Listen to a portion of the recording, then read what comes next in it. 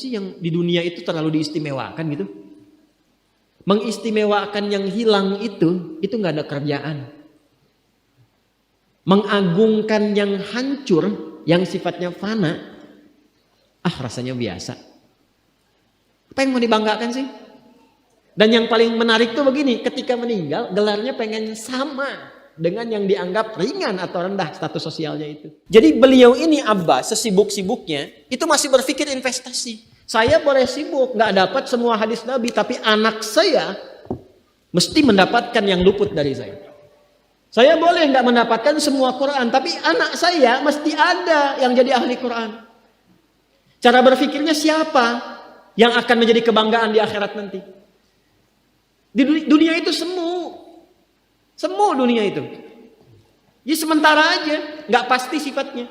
Perbedaan status sosial itu hanya istilah-istilah yang disematkan manusia saja. Ini kaya, ini miskin, ya kan? Yang ini punya jabatan, yang ini biasa-biasa. Itu istilah manusia. Toh pada akhirnya semua kembali ke tempat yang serupa. Dan menariknya begini, yang kaya, yang punya jabatan, tetap di akhir hidupnya pengen punya gelar yang sama dengan yang miskin. Atau dengan yang disebut miskin. Maaf, kalau ada orang disebut miskin, meninggal, di papan nisannya ditulis apa? Di papan nisannya ditulis apa? Almarhum. Yang kaya juga kan pengen sama disebut almarhum. Iya kan? Tuh. Jadi nggak ada bedanya setelah berpulang itu. Perbedaan tuh hanya di amal saja. Itu poinnya. Maka kalau ada yang mengharapkan orang tua, cita-cita membanggakan anak di dunia, boleh-boleh saja. Tapi patut diingat, itu sementara. Anda silahkan sekarang sekolahkan setinggi-tingginya. S1, S2, S3, S4, kerupuk 3, silahkan. Mau dalam negeri, luar negeri, mau di Nagreg, mau di California, mau di Chicago, di Chicago, di Singaparna, Singapura, silahkan. Itu pilihan. Tapi saya cuma mau katakan begini, itu sementara. Dan persaingannya tidak istimewa. Karena jangan pun Anda yang beriman, yang belum beriman pun bisa melakukan itu. Apa yang dikira yang hebat matematika itu anak Anda saja. Anak orang lain pun bisa. Halo? Apa Anda kira yang jago fisika itu anak Anda saja yang beriman? Yang belum beriman pun bisa. Ya. Jadi perlombaannya itu rata semua. Dan gak ada yang istimewa.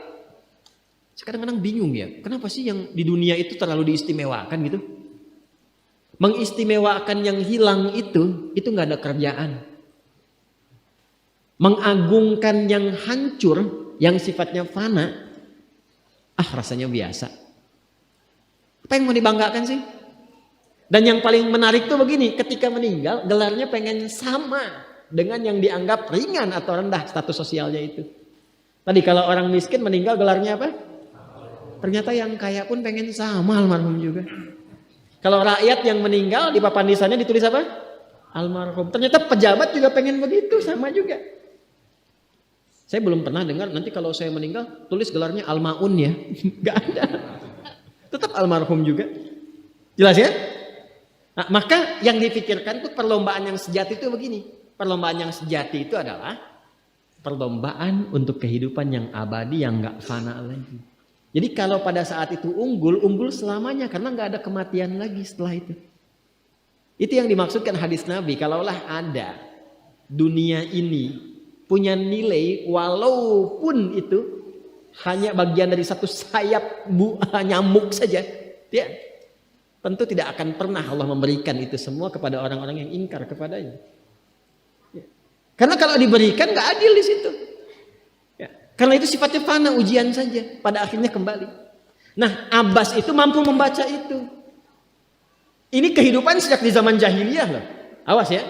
Jadi risalah Islam itu membimbing pengikutnya, umatnya untuk berpikir lebih cerdas, visioner. Makanya jadi muslim itu mesti cerdas. Beriman itu membuat Anda lebih pintar. Saya tanya begini ya, maaf ya. Sekali lagi mohon maafkan saya kalau perumpamaan ini kurang menyenangkan. Kalau ada yang abadi dengan yang sementara, Anda pilih yang mana? Masa? Sholat itu untuk yang abadi atau yang sementara? Abadi. Baik. Mobil itu untuk yang abadi atau yang sementara? Pilih yang abadi apa sementara?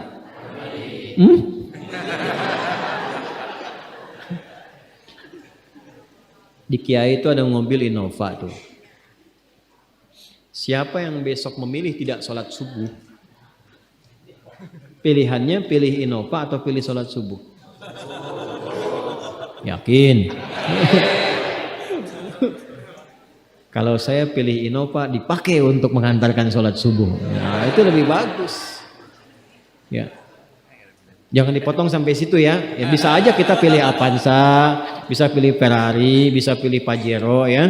Awas yang punya mobil Innova, Anda potong, royalti kena. Paham? Abbas itu begitu. Anak saya mesti dipanggil di akhirat dan semua penduduk langit dan bumi menyimak itu semua. Diviralkannya di akhirat. Viral dunia itu sementara, internetnya diputus gak viral lagi. Kadang-kadang yang viral kemarin kan sekarang gak ada lagi, ya kan? Yang viral tahun lalu sekarang sudah gak ada, ya kan? Jadi belum selesai kehidupan sudah hilang juga viralnya. Akhirat itu selamanya. Dan biasanya begini, kalau orang-orang yang diviralkan oleh Allah atas kehendak Allah itu abadi melintasi setiap masa. Jadi ada yang viral karena berita, ada yang viral karena doa dan kehendak Allah Subhanahu wa taala. Itu yang diviralkan langsung atas kehendak Allah itu melampaui zamannya. Makanya kisah ini pun bertahan sampai sekarang. Nah, Abbas itu berpikir, saya boleh sekarang jadi pebisnis pedagang, tapi anak saya mesti menguasai apapun yang pernah diajarkan oleh Nabi. Maka anak kecil ini sejak dini mengikuti Nabi. Sejak dini lekat dengan Nabi. Maka ketika Nabi tidur pun itu ikut berkunjung karena keluarganya. Nah, inilah yang didapatkan oleh kita hadis tentang bangun tidur. Jadi hadis tentang bangun tidur itu diriwayatkan oleh anak kecil yang umurnya belum genap balik. Main-main ke rumah Rasulullah, ke rumah bibinya Sayyidah Maimunah, ingin tahu bagaimana cara bangun malamnya Nabi. Itu diikutin sampai dilihat gimana bangunnya. Duduk dulu, kata beliau duduk dulu. Kemudian mengusap dengan bagian tangan yang diduga bersih untuk menghilangkan bekas ngantuknya. Setelah itu membaca khawatimah surah Ali Imran. Kemudian thumma dhahaba ila syanin mu'allaqah, ke tempat tertutup, fatawadda, itu kan? Nah, itu ada semua rangkaiannya, itu ditemukan nanti di hadis riwayat Abu Daud, di Sunan Abu Daud. Nomor hadis 1367. Itu hadis tentang bangun tidur, ya, cara bangun tidur sampai sholat malam. Masih ingat teman-teman kalau kita bermakmum begini dan ada imam satu dan sudah pasti satu imam, ya kan? Makmum berapa? Satu boleh? Boleh. Dua boleh? Tiga boleh? Empat boleh? Jadi imam berapa? Makmum? Empat. Laki-laki imam makmum? Imam, baik, bagus ya. Nah, dan imam kan laki-laki. Kalau perempuan imam untuk perempuan kan? Laki-laki untuk perempuan dan untuk laki-laki. Fokus ini. Kalau satu begini, satu laki-laki, kemudian di belakang laki-laki. Ini kan posisinya boleh sejajar kan? Ya kan? Yang imam ini, makmum ini kan? Tadinya di belakang, tarik begini sejajar. Ini yang meriwayatkan anak kecil yang belum balik itu. Itu riwayat Ibnu Abbas. Satu paket. Termasuk sholat, kemarin kan kita tarawih kan? Sholat malam. Yang dua rakaat itu kan? Ya, sholat malam yang sampai 11 itu, tambah khafifatain 2. Itu riwayatnya ini.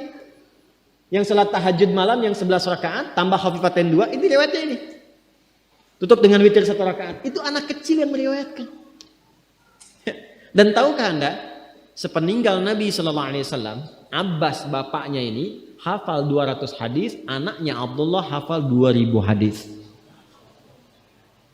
Begitu caranya. Anda di sini ada yang diplomat, yang di kantor, yang taruhlah berdagang misalnya, ibu rumah tangga, ya, dan sebagainya. Boleh, nggak apa-apa. Saat ini kita mungkin belum maksimal, tapi jangan biarkan ada satu di antara anak keluarga kita yang tidak jadi kebanggaan di akhirat. Tolong ya, tolong pulang dari sini dilihat. Anak Allah titipkan kepada saya berapa anak. Tolong siapkan jadi kebanggaan akhirat. Satu aja jadi ahli Quran. Untuk pelita di rumah tuh, penghilang kesedihan, penghilang kegelisahan, mendatangkan semangat. Itu demi Allah saya katakan, gak ada yang paling indah kecuali saat ayah pulang ke rumah. Tiba kemudian dia melihat anaknya yang kecil sedang murajaah. Amma yatasaalun. Bahkan surat yang bapaknya sendiri belum hafal. Jangankan pulang ke rumah, Anda sedang mau rapat, dikirimi video anak Anda 3 tahun membaca surah Al-Ikhlas, itu hati tenang. Itulah Quran. Itulah Quran. Maka belajar dari Ibnu Abbas ini, apa yang terjadi ketika orang tua mampu memfasilitasi anaknya demikian, sekalipun orang tuanya tidak mencapai apa yang diraih oleh anak, tapi orang tua mewarisi setiap pahala yang dihasilkan dari anak itu. Karena itulah setiap hadis yang diriwayatkan oleh Abdullah kecil ini, Ibnu Abbas, maka semua doa tersambung bukan hanya untuk beliau tapi juga untuk keluarganya, untuk orang tuanya. Karena itu kalimatnya bukan radhiyallahu taala anhu tapi anhuma, untuk Abdullah dan bapaknya.